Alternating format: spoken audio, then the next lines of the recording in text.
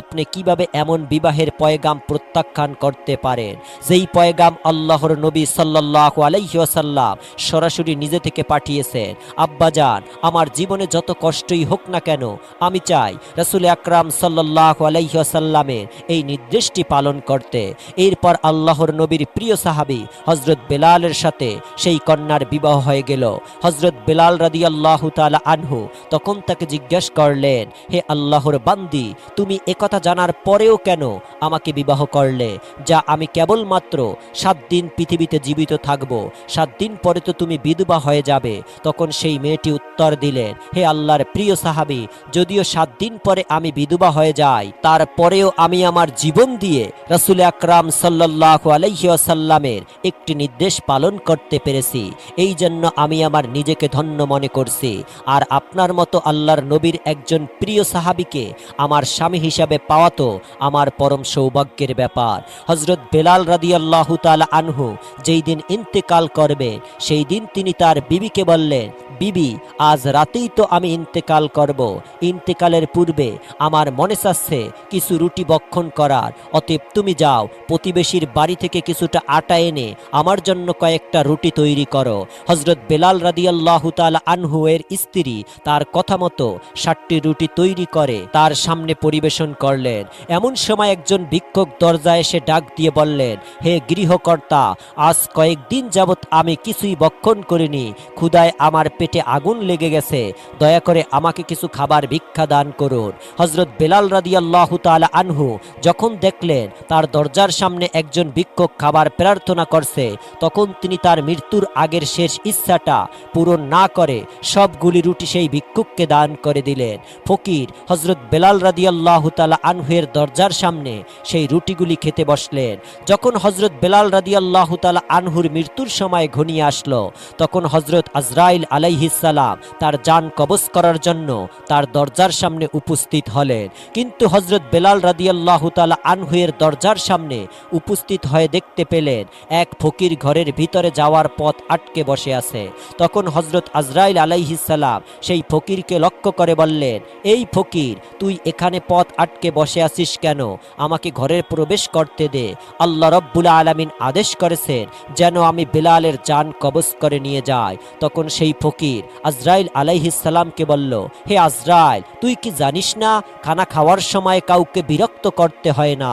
তুই কি দেখতে পাচ্ছিস না আমি এখানে বসে খানা খাচ্ছি? হযরত আজরাইল আলাইহিস সালাম যখন দেখলেন ফকির কোনোভাবেই তার পথ ছাড়ছে না, তখন তিনি আল্লাহ রব্বুল আলামিনের কাছে গিয়ে বললেন, হে পরওয়ারদিগার, আমি আপনার হুকুমে আপনার বান্দা বেলালের জান কবজ করতে গিয়েছিলাম, কিন্তু সেখানে গিয়ে দেখি এক ফকির বেলালের ঘরের দরজার পথ আটকে বসে আছে। আমি তার কারণে বেলালের ঘরে প্রবেশ করতে পারছি না এবং তার জান কবজ করতে পারছি না।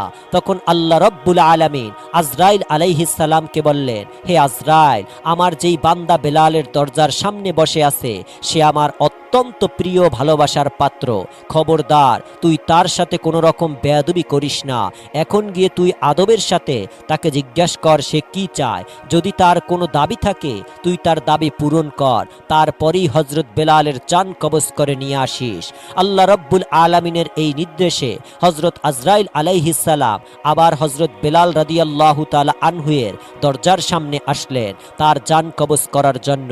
কিন্তু তখনও তিনি দেখতে পেলেন সেই ফকির হযরত বেলালের দরজার সামনে বসে রুটিগুলি বক্ষণ করছেন। এবার হযরত আজরাইল আলাইহিস সালাম সেই ফকিরকে বললেন, হে আল্লাহর প্রিয় বান্দা, বলো তুমি বেলালের দরজা থেকে সরে যাওয়ার জন্য কি চাও?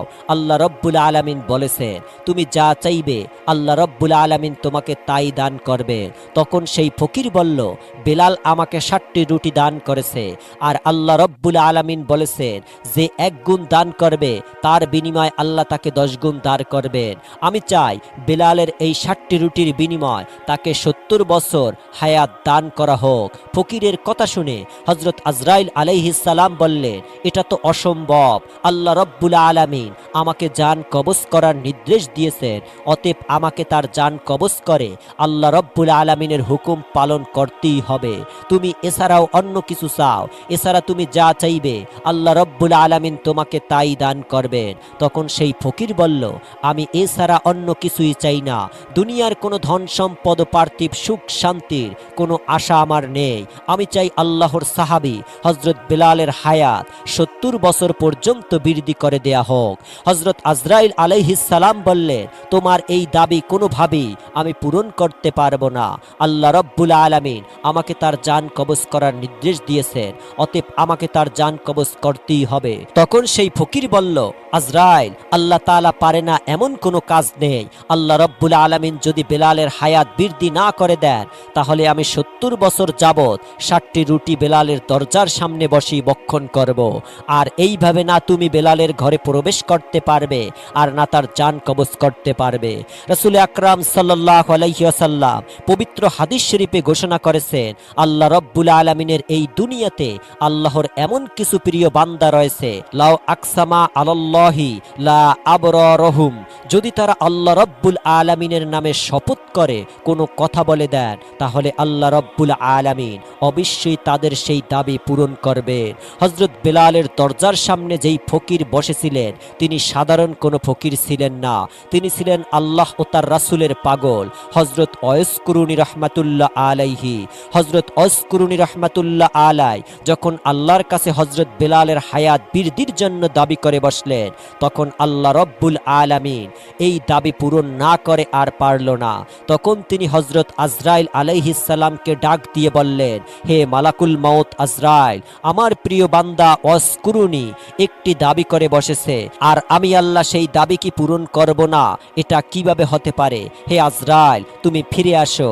আমি আমার প্রিয় বান্দা হযরত ওয়াইস কুরুনীর দাবি মঞ্জুর করে নবীজির প্রিয় সাহাবী হযরত বেলালের হায়াত 70 বছর পর্যন্ত দীর্ঘ করে দিলাম। একবার আমিরুল মুমিনিন